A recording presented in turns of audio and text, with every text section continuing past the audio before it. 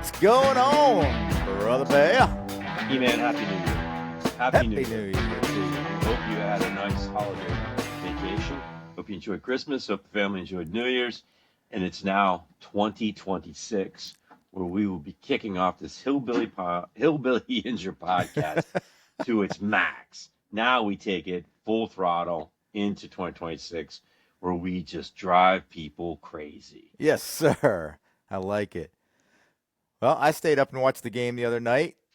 I almost turned it off when we missed on the last play of the first half, and then I almost turned it off on the first Lamar to Zay Flowers touchdown pass, and then I almost turned it off again on the second Lamar Jackson to Zay Flowers touchdown pass.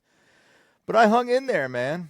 I waited till the very end. I saw that kicker come out, Tyler Loop, with his holder, and they're giggling and laughing like schoolboys, and I'm like, he's going to miss this because they are tight. And he missed it. There you go. You predicted it. You jinxed it. You got it done. You got it done for the Steelers. Playoffs. Oh, let's play. Let's make a note. The last time that they won was 2017 against the Chiefs with 6 field goals. So let's not get too excited. Yeah, I don't think Boz is kicking 6 field goals in the form he's in right now. And that gets lost in the shuffle is that Boswell missed the extra point, and then he had a horrendous kickoff. He kicked it to, it was something like the 11-yard line, right to Keaton Mitchell. And I was like, oh, crap. And he took it like all the way to the 50. I thought for sure we were done. So Boswell is kind of having a midlife kicker crisis. Okay, well, hang on here. So a couple things to throw at you. All right, bring it on. I was listening to DK this morning, and he told me, not like he told me, I listened to him. Not DK Metcalf. No, not DK Metcalf. Dean Kovacevic. Dean Kovacevic. He told me on his podcast that was blocked, that Derek Harmon let his man go through, and it was tipped. And that's why Boz left it. Oh. That's why it went out. And then, Derek of course, Harmon's a defensive lineman. What the hell is he doing out there blocking? So is Hayward. Hayward's on there too, apparently. Oh, that's right. Yeah, I noticed him out there. And then Dean was kind enough to tell me that Aaron Rodgers said, hey, this is the same guy that made a 57-yard field goal to keep us in the game. So I will have to actually side with them. I don't think he's having a midlife crisis. I would have said he was the MVP, not Gainwell, of the year, because if you go back and you take a look at those victories, I guarantee you those victories are at small margins. I guarantee you that man kicked those field goals to keep that team in the game. Oh, yeah, Boz has been the MVP up until now. I'm just hoping he continues it. And Curtis Gaines well, man. You got to admit, Curtis Gaines well with that football. He good. So anyway, before I forget, I wanted to give all credit to VJ, a.k.a. Nemesis, for your prediction preseason on DK Metcalf. You said he was a 3-year older George Pickens. And you were right, buddy. And now he has a chance to come back and redeem himself. But he almost screwed us over because we had Adam Thielen out there who made a great catch on probably Aaron Rodgers' best pass as a Steeler. And then you got Marquez Valdez-Scantling out there trying to act like DK, but he ain't DK. But then you got Calvin Austin putting that double move on that Ravens corner. That was sick. That was legit, man. He literally was tasting the turf. Yeah, that was a crazy game. As mentioned, I think you said you tried to turn it off 3 or 4 times. I watched until the end too because I thought for sure they were going to blow that game. I thought for sure, and every time up until that field goal, they led me down that path. And now, as a Steeler fan, you go 2 ways. You go, we're excited. We're going to the Super Bowl. We're going to win our first playoff game. Or you're like, oh, shit, we're back in the mushy middle again. We're going to lose the first playoff game, and here we are, pick number 21, that we're going to trade all this draft capital up to go get a franchise quarterback that's not there because college quarterbacks really aren't coming out. And number two, if we did draft one, we don't have a coaching staff to develop a quarterback. You're just going to throw a fresh meat out there, and they're going to get killed. So hopefully it's the earlier one where they're going to have an opportunity to make a run.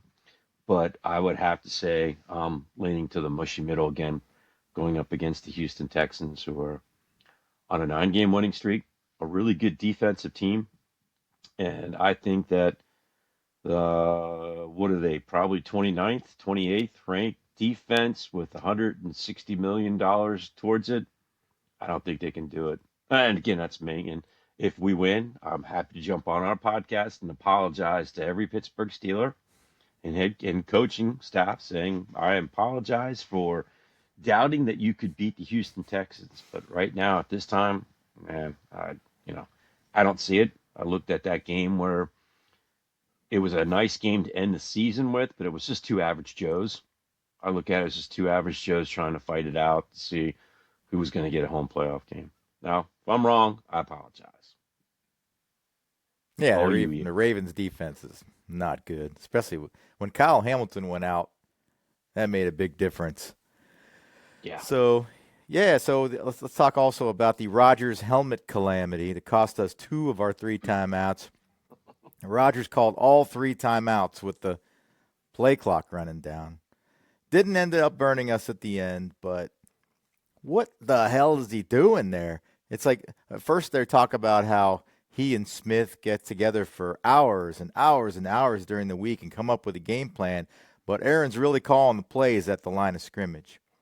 And then that happens, and Rodgers turns to the sidelines like, bring in the plays. He's screaming over there. Like, I thought you were calling the plays.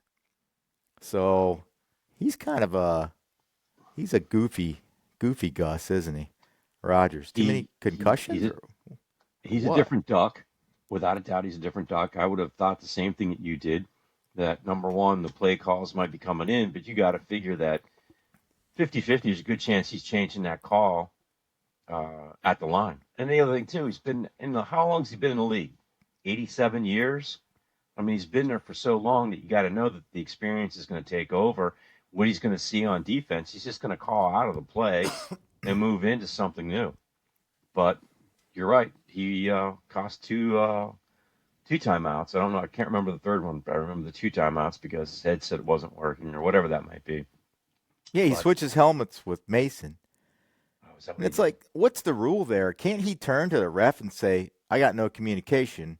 Because if that happens in college, then the other team can't have it either until they clear it up. So I guess they tried to clear it up by him taking Mason's helmet, and then that one didn't work. So, I'm not the brightest, knife in the drawer, but if both those helmets aren't working, it's probably on the sidelines, wouldn't you think? The Yeah, problem. I would have to So, agree. If the helmets aren't working, it's got to be a sideline issue. Which maybe Bill Belichick was there. Maybe Belichick had something to do with that, since he's yeah, always got something going on, sneaky wise. he was. He Um, was just sneaking around the sidelines. Like, anyway, so the Rogers helmet calamity almost cost us the game, really. In this, anyway, we won. Uh, what are your thoughts? a premature jag off of the week has to go to. Wow. Yeah, you see a little twist on there. Has to Yeah. go to Jalen Ramsey. What is he doing other than taking space out there? He's missing tackles. They're in double coverage, and he can't knock that ball away from Likely. It's like, come on, man. What's going on? Great question. I don't know if it's because he's a cornerback and not a safety, and that he doesn't know the position well enough. I don't know if there's a huge difference between playing as a safety versus a corner. I mean, as a safety, you're out there as an outfielder. You're right. Instead of actually trying to hit Likely when he was up, which could have probably loosened the ball, he tried to go for the interception and timed it incorrectly. But he was beaten like a rented mule, as they said watching Penguin games, um, many Mike times over the Lang, middle. rest in peace. Yeah. I mean, it's just one of those things where I don't know. I mean, if I'm Houston, you're looking at it going, all right, we got an opportunity here. But I just think the defense played well, running the ball, even though Henry got what 120 yards, but he only got like 20 yards in the second half or something like that.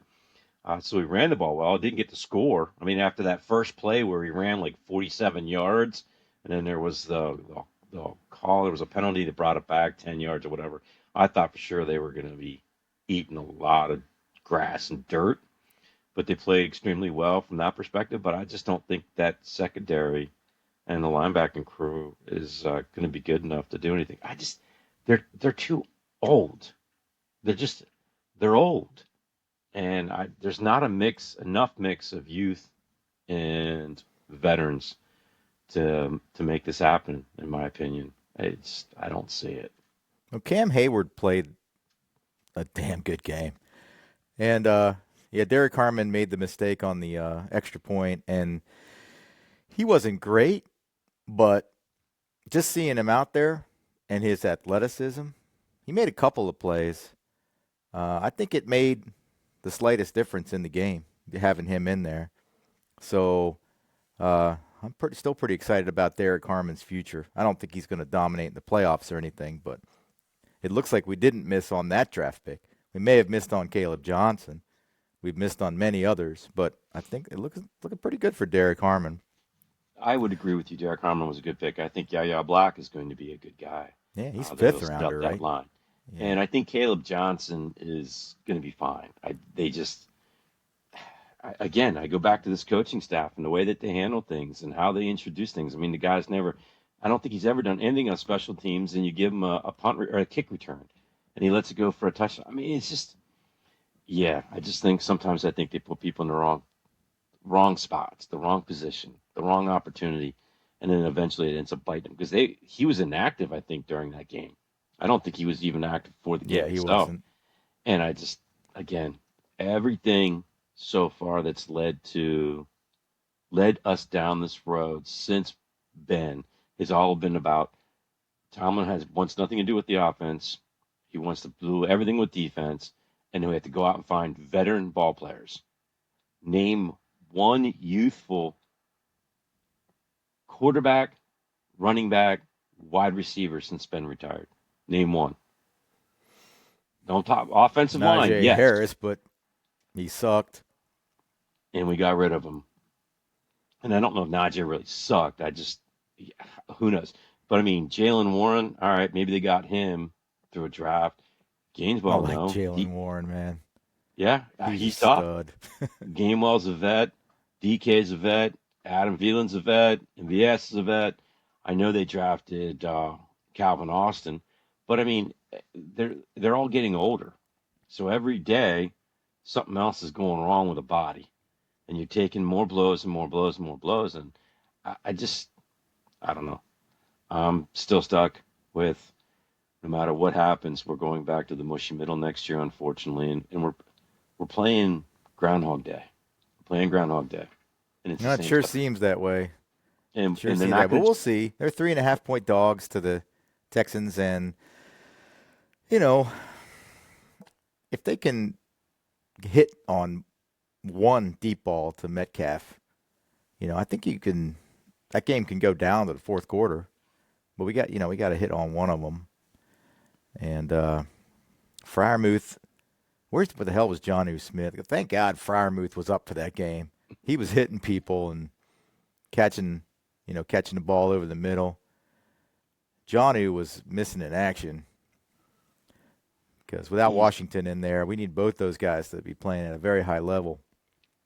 yeah, I don't know where John is. I have no idea. I have no idea what they're planning. I mean, I don't. I still don't get it. And everybody, not everybody. I'm sorry. A few of the people I listen to this, again, he's directing people not to throw in the middle of the field for turnover purposes. I mean, you're living in fear. And if you're going to give Rodgers the keys to the car, shit, man, let him go 90 and let him run into a railing or something. I mean, let him throw it down the middle. I, I, I just don't know. I don't And get it. his pass at the end of the Browns game to Freiermuth, his pass to Thielen, and his pass Yeah. to Freiermuth in this game. I mean, that's vintage Aaron Rodgers right there. When he just slings it like that. Mm-hmm. And in those situations, if you had an interception, it wasn't a big deal. And I'm sure that's what he's thinking. I don't want to throw a ball that can be picked off unless I absolutely have to. But with DK back, he's got a little bit better separation skills than those guys do. So hopefully we can get one deep to him. Well, But they'll yeah, double that team pretty him. much sums it up for the Steelers, unless you had anything else. No, I mean I can go on to a lot of other things, but we'll wait until Yeah, next Monday to see what happens. let's wait till Monday Night Football and see if they can finally break the seal and win a Yes. playoff game.